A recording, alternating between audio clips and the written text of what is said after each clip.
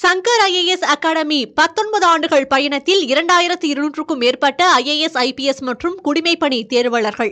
உங்கள் IAS IPS கனவை நிஜமாக்க உடனே 7677666266 என்ற எண்ணிற்கு கால் செய்யவும். எண்ணூர் கோரமண்டல் தொழிற்சாலையில் ஏற்பட்ட வாயு கசிவு தொடர்பாக ஆய்வு செய்ய அமைக்கப்பட்டுள்ள தொழில்நுட்ப குழு 24 மணி நேரத்தில் உடனடி மதிப்பீட்டு அறிக்கையை தாக்கல் செய்ய தமிழக அரசு உத்தரவிட்டிருக்கிறது.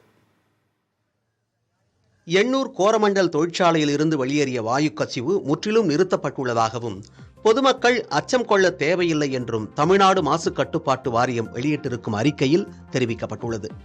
தொழிற்சாலையில் ஏற்பட்டுள்ள வாயு கசிவு 20 நிமிடங்களில் முற்றிலும் நிறுத்தப்பட்டது என்றும் காவல்துறையும் மாவட்ட நிர்வாகமும் ஒருங்கிணைந்து போதுமான ஆம்புலன்ஸ்களை உடனடியாக ஏற்பாடு செய்து நிலைமையை சீர் செய்ததாகவும் தெரிவிக்கப்பட்டுள்ளது.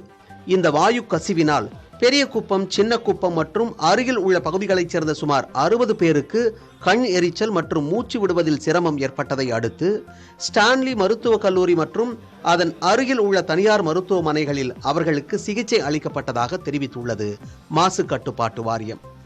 தற்போது 52 பேர் மருத்துவமனைகளில் தொடர்ந்து கண்காணிப்பில் உள்ளதாகவும் தெரிவிக்கப்பட்டுள்ளது.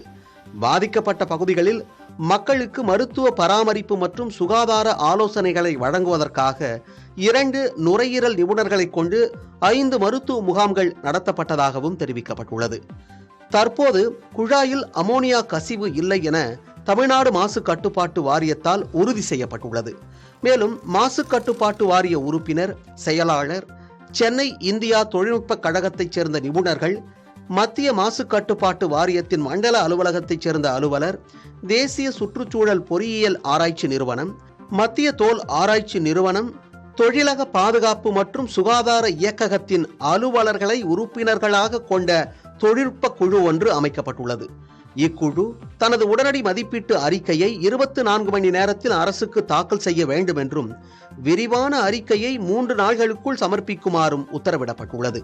கப்பலில் இருந்து கொண்டு வரப்படும் அமோனியாவை வெளியே எடுப்பதற்கு பயன்படுத்தப்படும் குழாய்களை முற்றிலுமாக சரி செய்து உரிய பரிசோதனைகள் மேற்கொண்ட பிறகே அமோனியா கப்பலில் இருந்து இறக்கப்பட வேண்டும் என தொழிற்சாலை நிர்வாகத்திற்கு தமிழ்நாடு அரசால் உத்தரவிடப்பட்டுள்ளது என்றும் தமிழ்நாடு மாசு கட்டுப்பாட்டு வாரியம் தெரிவித்திருக்கிறது. சங்கர் IAS அகாடமி 19 ஆண்டுகள் பயணத்தில் 2200க்கும் மேற்பட்ட IAS IPS மற்றும் குடிமைப்பணி தேர்வாளர்கள். உங்கள் IAS IPS கனவை நிஜமாக்க உடனே 7677666266 என்ற எண்ணிற்கு கால் செய்யவும்.